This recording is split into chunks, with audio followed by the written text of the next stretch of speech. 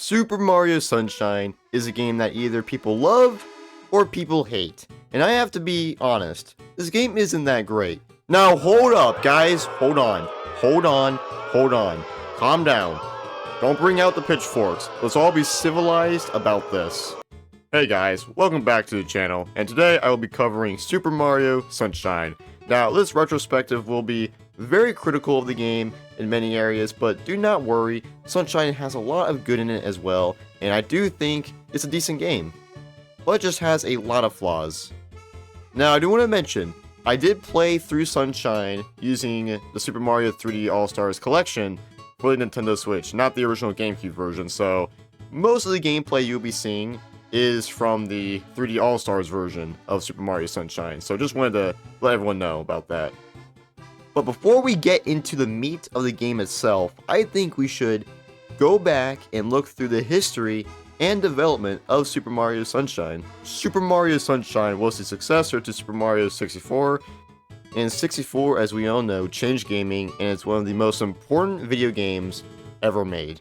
So Nintendo needed to live up to that success. So, Nintendo tried getting to work on a sequel known as Super Mario 64 2, which was planned to release on the Nintendo 64 DD, which was an add-on for the Nintendo 64, which allowed for more possibilities in games, like an implemented real-world clock, which did eventually evolve to the 3-day mechanic in Majora's Mask. But since the Nintendo 64 DD completely flopped, the potential Super Mario 64 2 was scrapped and would never see the light of day.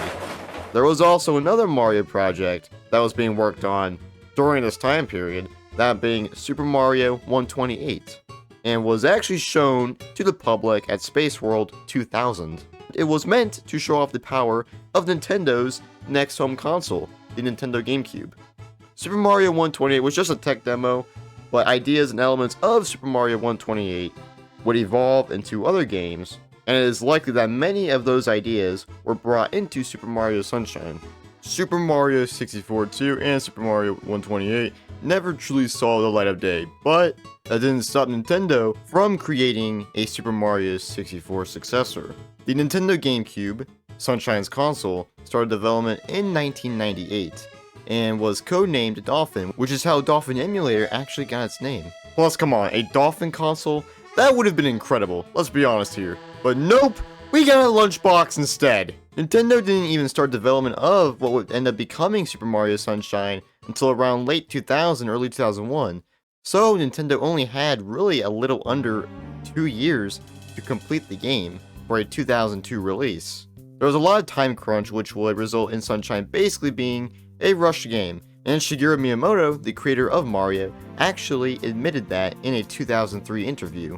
This makes sense considering how flawed Sunshine is, but even in that period of crunch time, Nintendo did a lot. Well, I mean, they had to make a full game in under 2 years, so yeah, there was a lot. Very early in Sunshine's development, Flood, Mario's water-spraying companion, was already an idea, though a little different. Flood was supposed to be a gun. Yeah, a gun. So Mario would have had an actual armed weapon.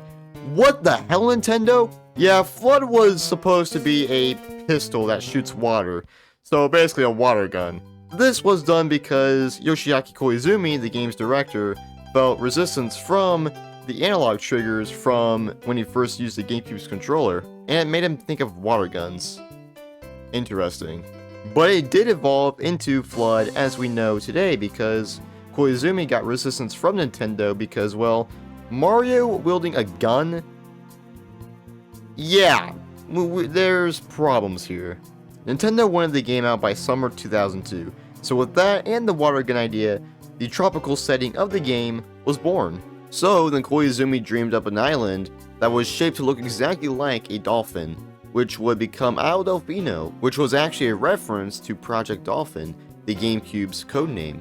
Heck, Koizumi even got a clay model of Isle Delfino.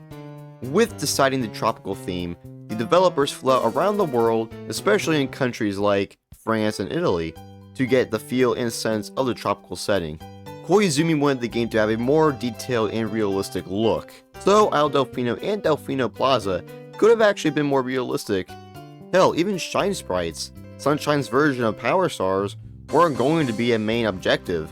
It was more about Mario going around helping with crises in Delfino Plaza. The most bizarre part of the development was the inclusion of human characters.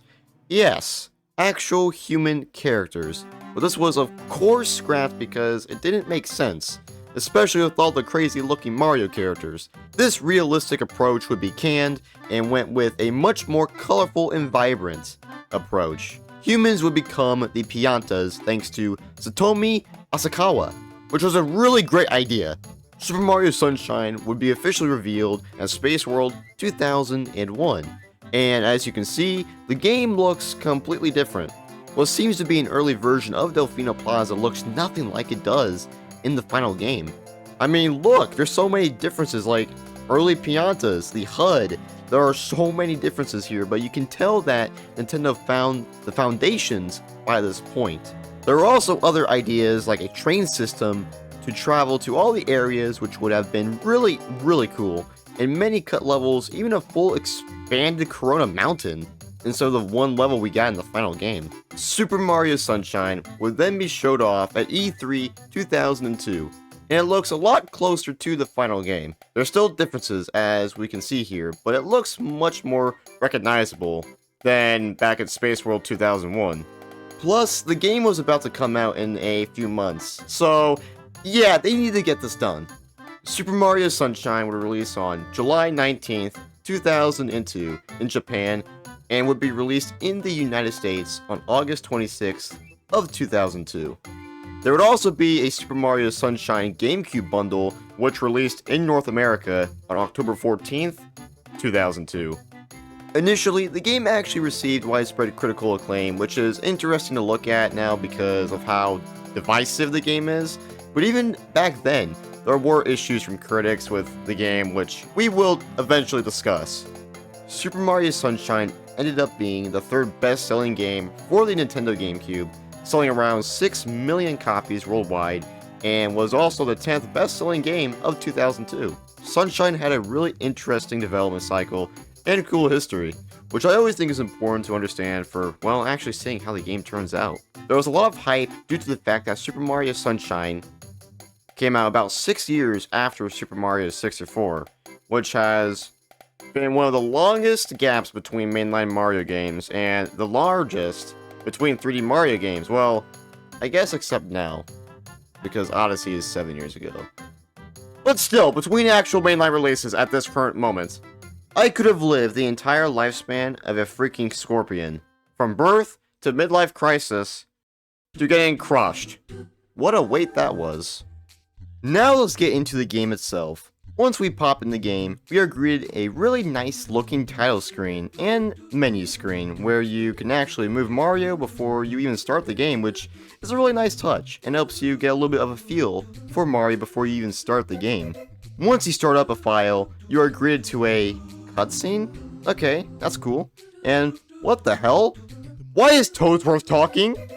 Peach is talking? Mario is talking? Wait, no, Mario isn't talking, but oh my god! Everyone else is talking? What is going on? Okay, before we actually even talk about that, let's just talk about the game's story first. Sunshine's story begins with Mario, Peach, and the Toads traveling to Isle Delfino for a nice summer vacation. I mean, I feel like after all the times Mario has caused destruction to the people of the Mushroom Kingdom, and, you know, of course, Princess Peach purposely getting kidnapped, I think they both need a break from that, you know? As they land, we realize something is off. Why is Mario jumping on the screen? But then Peach sees a blue Mario figure in the distance with a paintbrush? Is this Mario Paint 2 or something? 10 out of 10 video game. But as we see Peach's horrifying stare, which I'll never recover from, we then realize the Mario figure disappeared.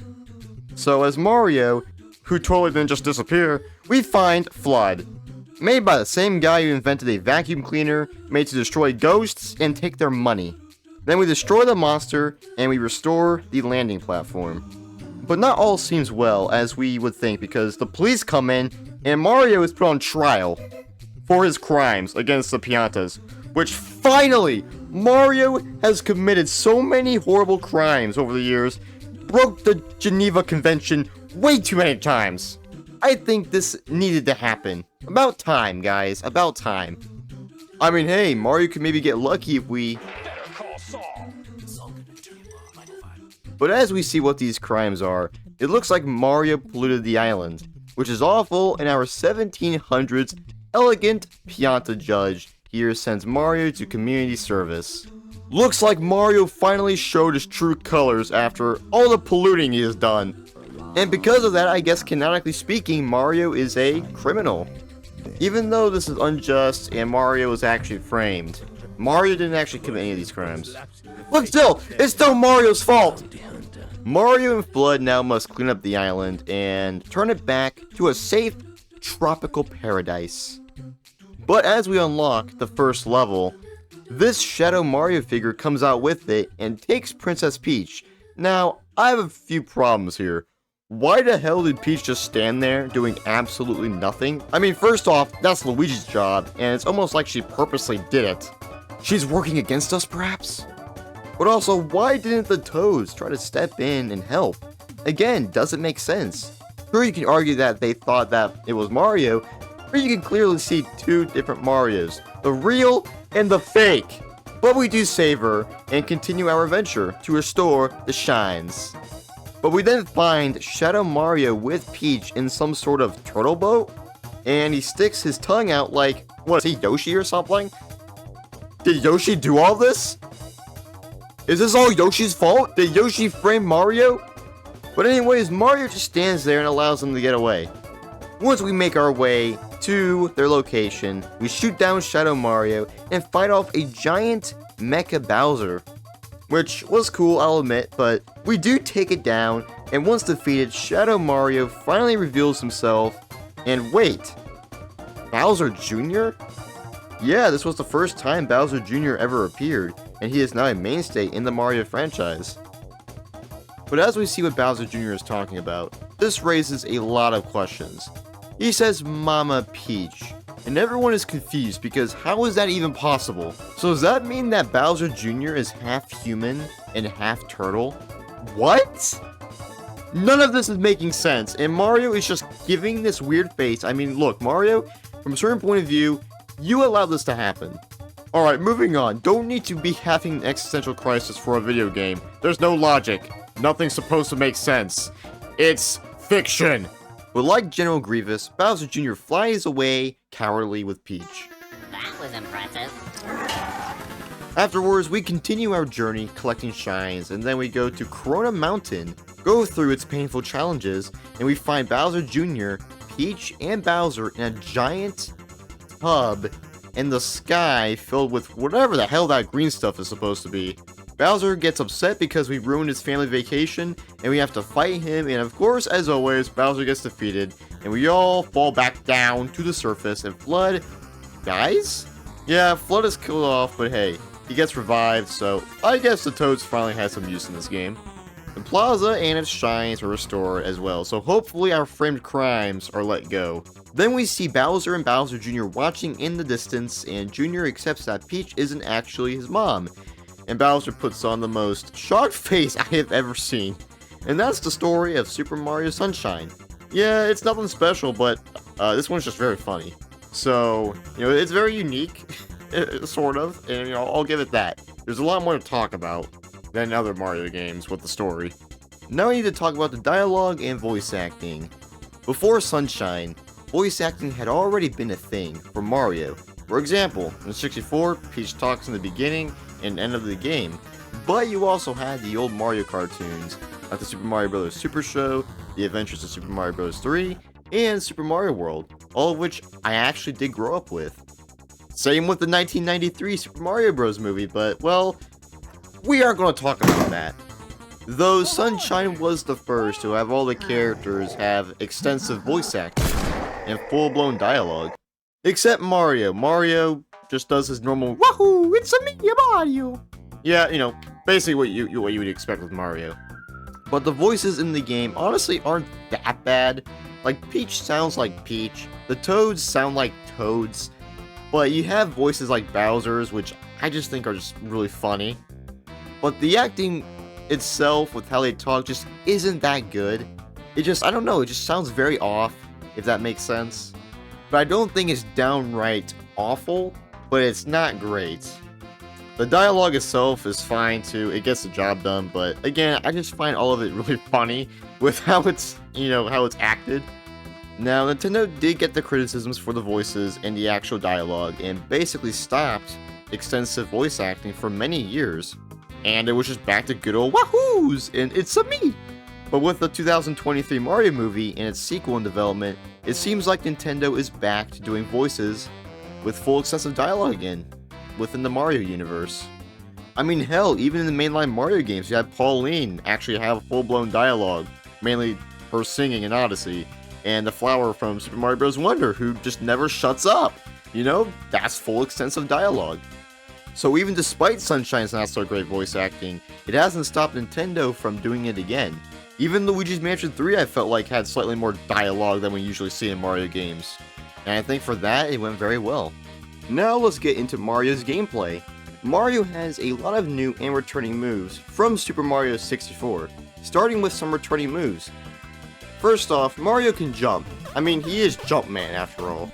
As well as moves such as double jumping, triple jumping, ground pounding, wall jumping, side somersault, and diving.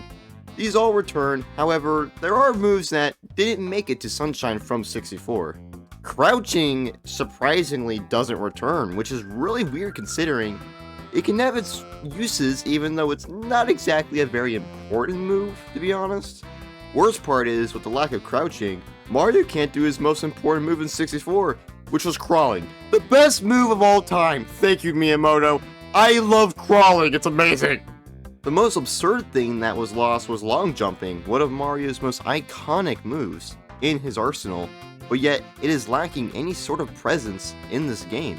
I've always been a big fan of long jumping. It's a really fun move to perform, but with the moves that were added, honestly, it's fair how the long jump isn't here.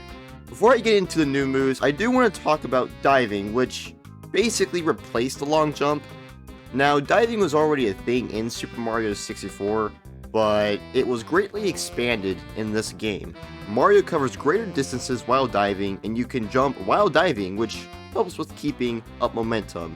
And to, as I said, cover greater distances, which I will say is also very fun to use, like the long jump, and was improved from 64. Hell, you can even slide after diving, especially on water, and it makes you go really fast. Diving is by far my personal favorite move. It's really fun to use. Now to the new moves. Mario himself on his own doesn't have a crazy amount of new moves.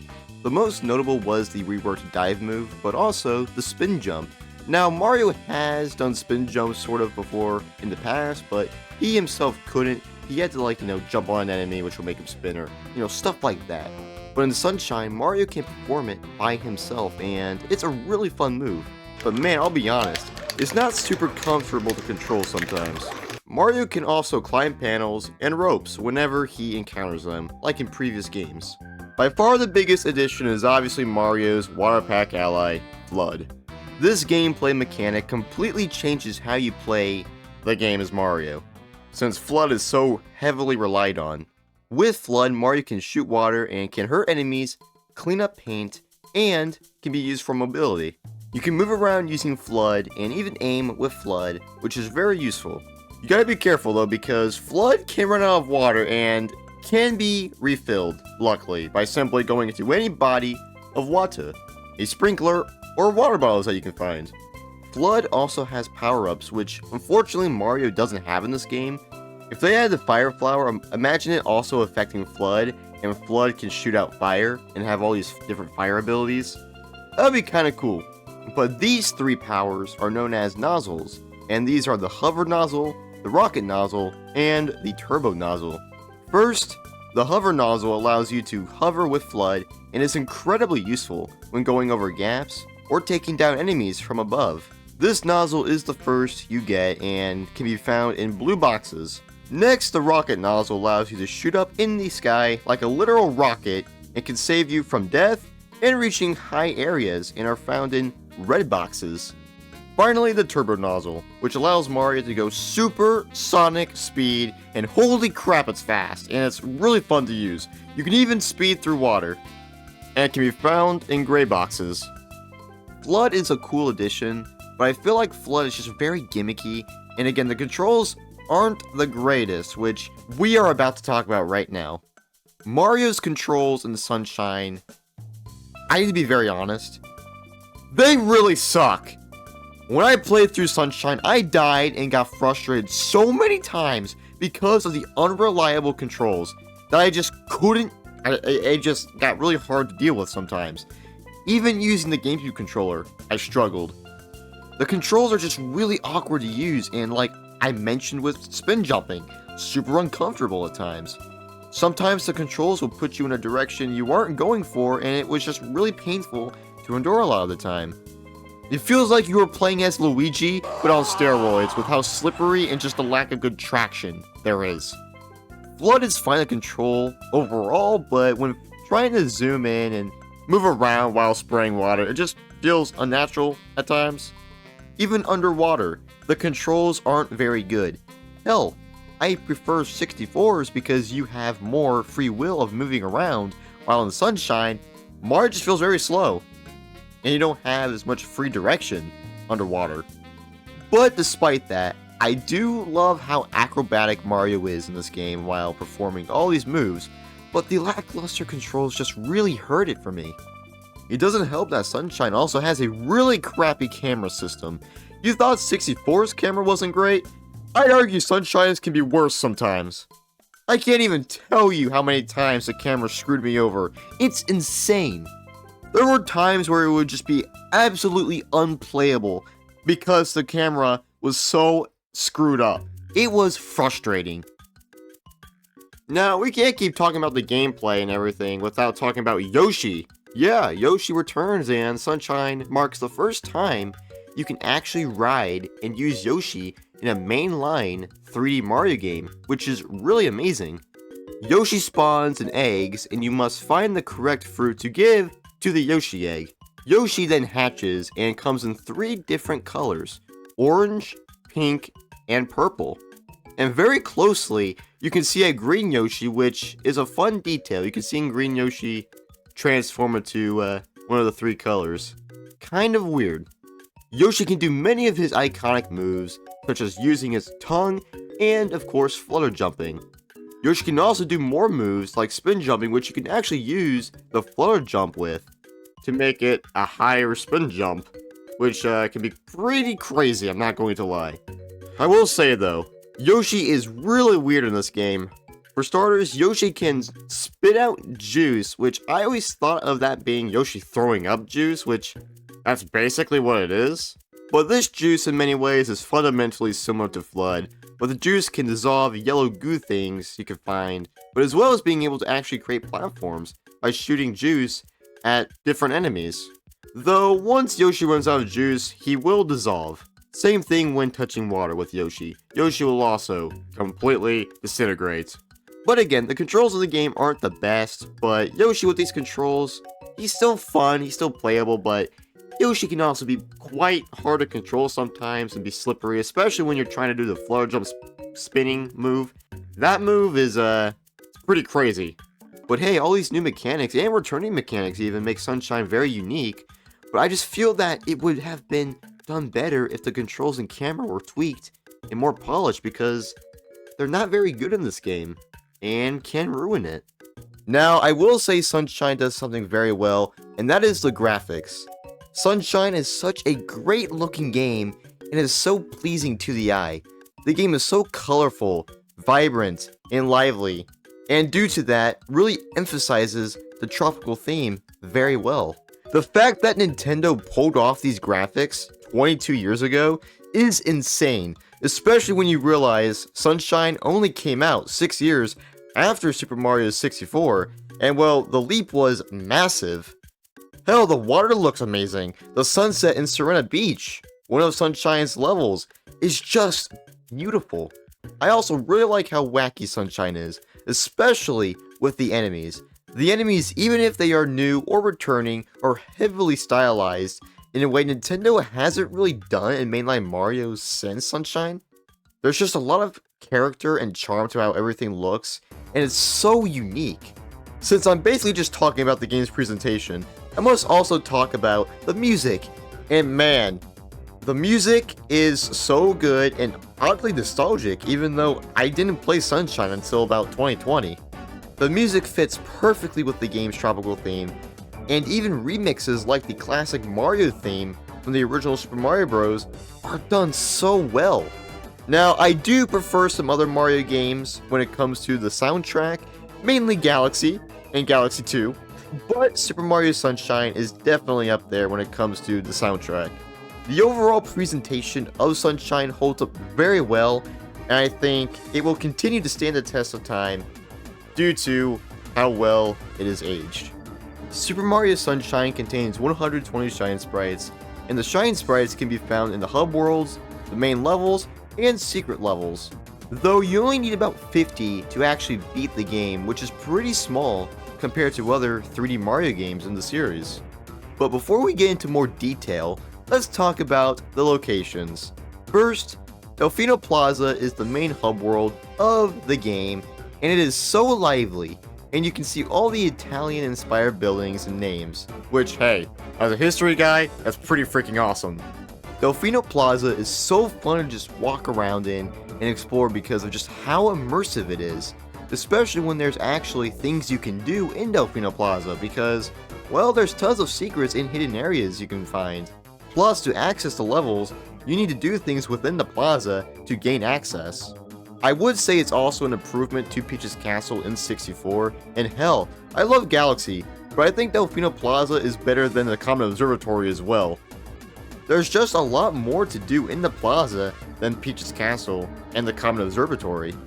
Regarding the actual levels, Super Mario Sunshine contains 7 main worlds: Bianco Hills, Rico Harbor, Gelato Beach, Kina Park, Serena Beach, Noki Bay, and Pianta Village.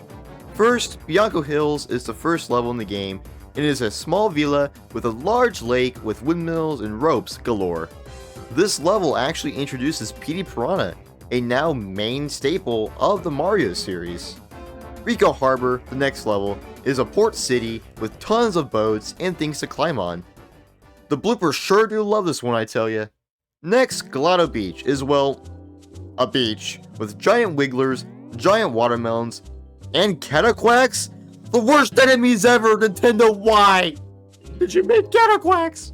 Peanut Park is a park where you get to ride roller coasters and save Yoshi from being stuck against his will on a ride. Serena Beach is a beautiful beach location with a haunted hotel, which contains a casino? Who's are gambling? That explains the Super Mario 64 DS Luigi puzzle games. Maybe that's where Luigi was this whole time. Gambling! Next, Noki Bay is a steep cliffside with huge waterfalls and poisonous purple water. Yeah, tons of elevation in this one.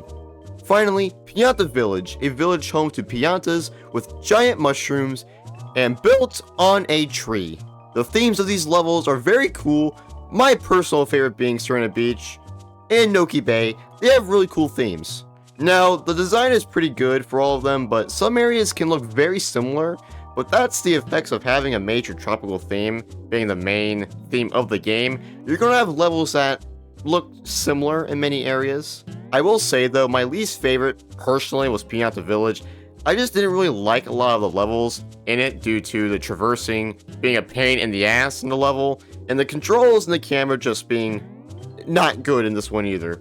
This also goes for Peanut Park. I'm not a big fan of this one either, as well as parts of Rico Harbor and Serena Beach, but it's not really the area's fault, it's just because of the game not having very good controls and a good camera system. Each area has 10 shines with mostly unique objectives, and some are really creative and interesting, while others can be kind of annoying and tedious. Also, every area has red coin missions and 100 coin missions returning from 64, but also Shadow Mario missions where you have to defeat him in all 7 main areas, as well as of course 50 shines to beat the game. Some of Sunshine's locations can have unique gameplay elements like riding bloopers in Rico Harbor, riding roller coasters while shooting rockets in Peanut Park, or even going underwater with a astronaut helmet. That is pretty cool. These are really fun ideas, but man, the controls suffer, especially the underwater missions. Mario moves so stiff, and the camera really suffers too. It's awful. The blooper and roller coaster missions aren't too bad, but they can be very slippery. I've died so many times with the blooper red coin mission in Rico Harbor right at the end because of how wacky the controls are and the fact you can't slow down or control the speed of the blooper. All the areas also include levels where you lose FLUDD and have to prevail through platforming challenges, and is more like 64 in that way. A lot of people don't like these levels, but I'll be honest, I liked most of them. They're really fun and changed up the game a little bit, and it's really nice to have classic Mario action here. Though again, the controls are really difficult here and are the worst part about these levels. It took me way too long to figure out how to balance on this cube, but you need to somersault, which just again, it's really awkward here. A few of these non-FLUDD levels have a Yoshi's Island theme, which is actually how you unlock Yoshi. It's a really cool reference. I will say, the levels where the piñatas throw you is just straight up garbage. You have to be perfect with the piñata placement and angle, but it's hard because of the slipperiness of Mario. However, the music in these levels are so good. The remixed classic Mario theme is great. But overall, I really liked the non-FLUDD levels. It's just, again, the controls really bring things down a bit. You also have Koopa the Quick missions returning, but you don't race Koopa the Quick this time. You race the Running Man, aka Pitasimo, which was the guy from The Legend of Zelda Ocarina of Time. Yes, this guy's a Zelda character, and this is who you race, and he is trying to disguise himself as a piñata. How is this guy even here? Like, is there a Nintendo multiverse or something now? This is a Zelda character. Why is he in Mario? This doesn't even make sense. But these missions are pretty fun. They are pretty much just like the Koopa the Quick missions from Super Mario 64. You race Pitasimo, and you get to the flag, the angle. Though I will admit, the Pitasimo race in Pianta Village was kind of hard. It took me like a try or two, but if you don't beat Pitasimo, he does kill you. He straight up murders you in front of all the Piantas, and they're okay with it. Finally, once you complete the 7th shine in each world, and of course obtain 50 total shines, you unlock Corona Mountain, the final level of the game. Corona Mountain was actually originally going to be a much larger level like the other 7 areas, but it was cut, likely due to time constraints. Corona Mountain is a short but pretty difficult area. The first section with the spikes and the fire on the platforms isn't too hard, but the real challenge comes with the boat section, and oh my god, it is painful. The way you control the boat is so difficult, and it's really easy to hit something because of the boat physics. And if you hit something with the boat is just going to collapse, and then you're dead. These boats were also in Noki Bay. They weren't really required for anything, but in Corona Mountain, oh yeah, it's required. Once you survive that, you must go use the rocket nozzle to go above on clouds and eventually reach the top and find Bowser and interrupt his family vacation. Now this leads to just the bosses in general of Super Mario Sunshine.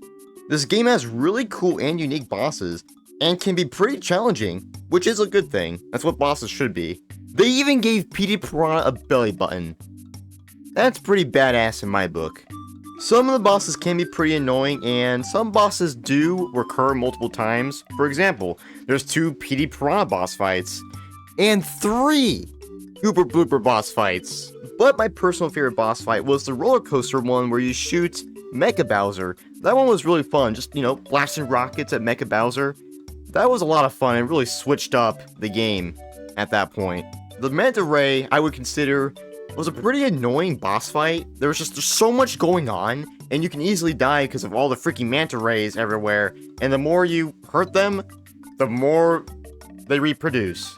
It is absolutely insane. Hell, you even fight King Boo which, yeah, he got the crazy sunshine style, which I do love. And he has a really cool boss fight. It's really unique.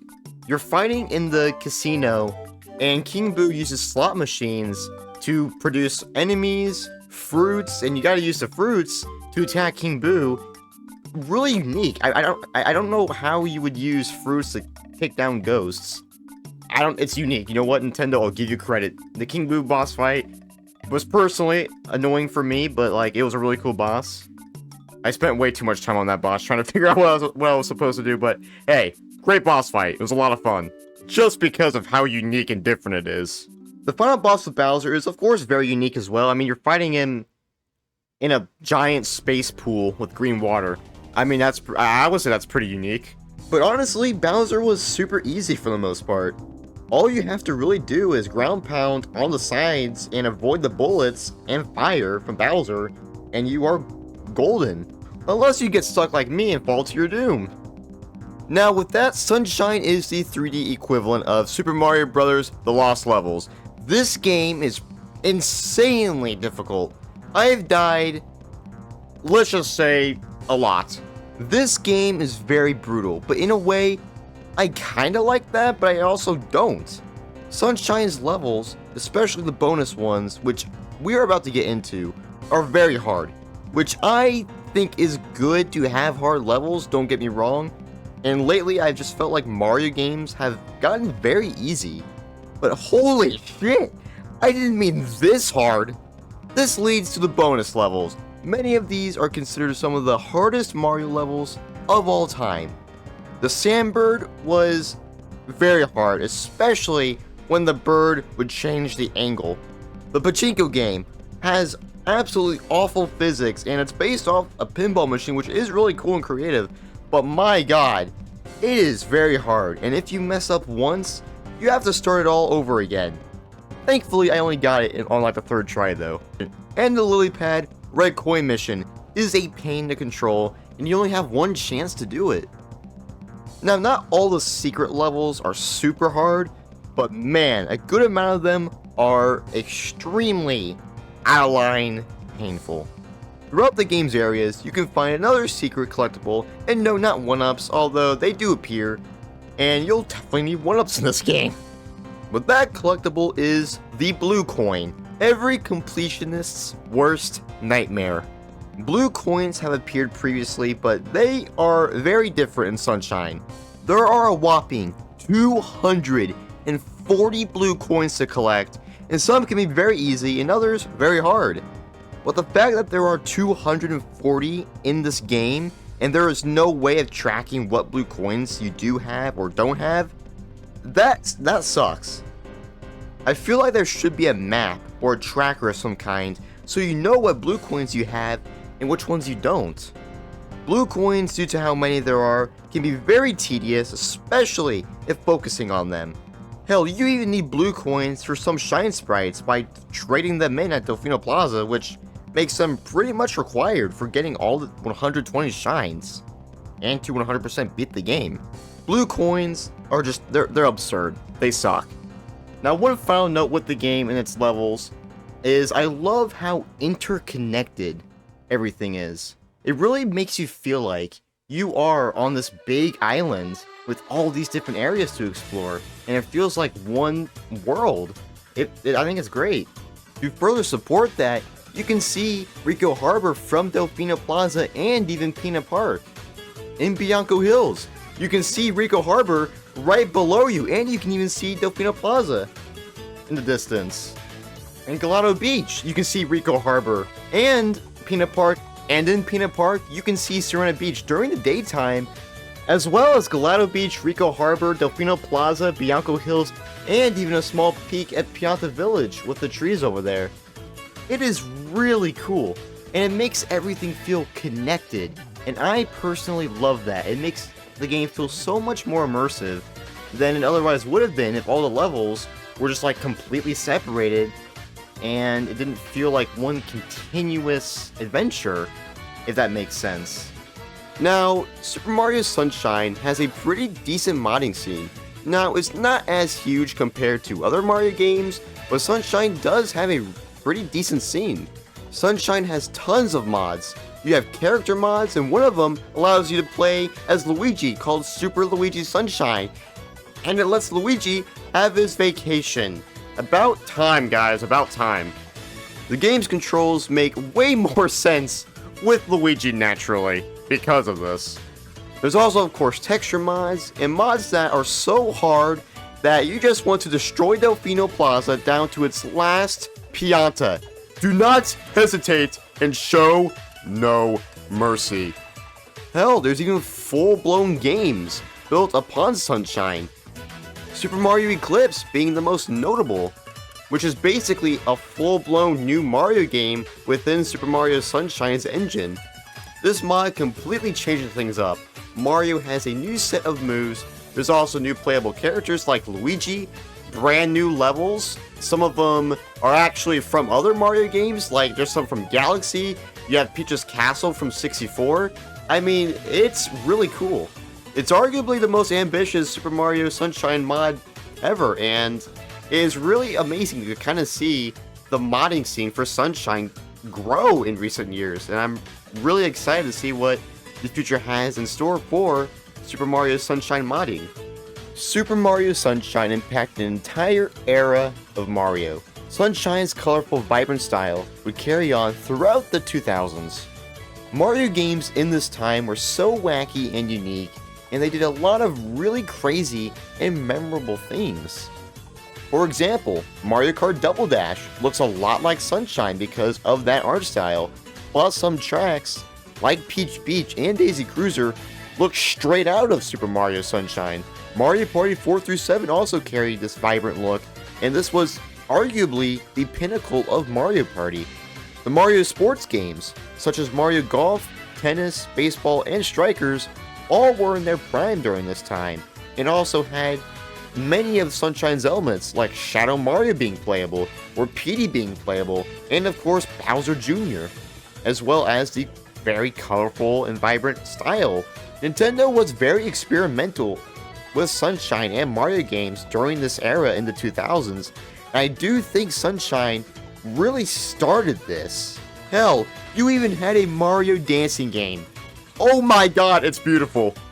However, this sadly wouldn't last by the end of the decade, as Nintendo would start to contain Mario, and because of this, the games just became really bland and uninspired, unlike Sunshine and basically the rest of the Mario franchise before 2009, when Nintendo actually took pretty big risks, but the games became too safe. Now sure, during around 2006 to around 2008, Nintendo was doing a lot of realistic looking games in their franchises. For example, in 2006 we had The Legend of Zelda Twilight Princess, 2007 Mario Strikers Charged and Mario Party 8, and then 2008 we had Super Smash Bros. Brawl. And the reason we got this realistic style was because Nintendo was getting complaints from people about this whole colorful, vibrant, fun look that Nintendo games were offering during the GameCube era, like Sunshine and even Wind Waker, and Nintendo got that criticism, and they decided to make more realistic games. That's exactly why Twilight Princess even exists, and it was because people did not like Wind Waker's style. But thankfully, we still had that colorful, vibrant look of Mario still during this time period, with games like Mario Super Sluggers, which still had a lot of sunshine to it, to be honest, and Super Mario Galaxy, which, I mean, come on, absolutely beautiful. But in 2009 is where things would definitely be heading towards a different direction that basically changed Mario for the next 10 years, distancing itself from being different. Super Mario Sunshine over time would receive a lot of criticism and hate, many even considering it a bad game. Hell, even Nintendo neglected Sunshine at E3 2007. It was clarified that Super Mario Galaxy was actually the true successor to Super Mario 64, and not Super Mario Sunshine. Nintendo would also never officially re-release Sunshine, not even on Virtual Console. Though finally in 2020, Nintendo would actually re-release Sunshine for the first time in Super Mario 3D All-Stars for the Nintendo Switch to celebrate Mario's 35th anniversary. Sunshine was even given HD and widescreen, along with support for Switch controllers, though that was it, which was a shame. Sunshine, even to this day, is still very polarizing, even after 3D All-Stars brought it back, giving it new life. Hell, I first played Sunshine when 3D All-Stars came out, and I didn't even beat it originally because of how flawed the game is. But many have warmed up, even I did, after my first full playthrough of the game earlier this year. And Nintendo actually acknowledges the game again along with fans. In conclusion, Super Mario Sunshine is a very bizarre game, but it is a good game. Though, like I said, it is a very, very flawed game. And it isn't the most popular game in the series, especially because of how divided it is upon the fanbase. But as much as Sunshine wasn't very good in many areas, like its controls and its camera, and, its physics, its glitchiness, all of that, it definitely has a lot of charm. And I think it brought so much creative ideas, as well as that memorable, colorful, vibrant style that persisted throughout Mario throughout the rest of that decade. And it makes Sunshine super unique, and I think it really did impact the Mario franchise in a positive light because of that. Nintendo experimented a lot with Sunshine. I have to give Nintendo credit for that, and I must respect that considering how Nintendo got super safe with the Mario franchise. Sure, is it the best game in the series? No, not even close. Like, not even close, like, at all. Is it a good game? Yes, it is a good game. It is neither bad nor great. It has its flaws, and it has its really great moments. And I think it really balances out to being a pretty solid experience of a game, even if it does get pretty frustrating. I like this game despite its flaws, and I love that era of Mario during the 2000s, so I hope Nintendo can bring back that era in some capacity so that people can really see what made Nintendo so great back in the 2000s. Despite Sunshine not being great, I still think it definitely impacted Mario and Nintendo in a very positive light. Thank you guys so much for watching this video. This one took me quite a while to make and is pretty damn big. So make sure to like, subscribe, and share, and I will see you guys on whatever comes next. Thank you, and I'll see you guys next time. See ya.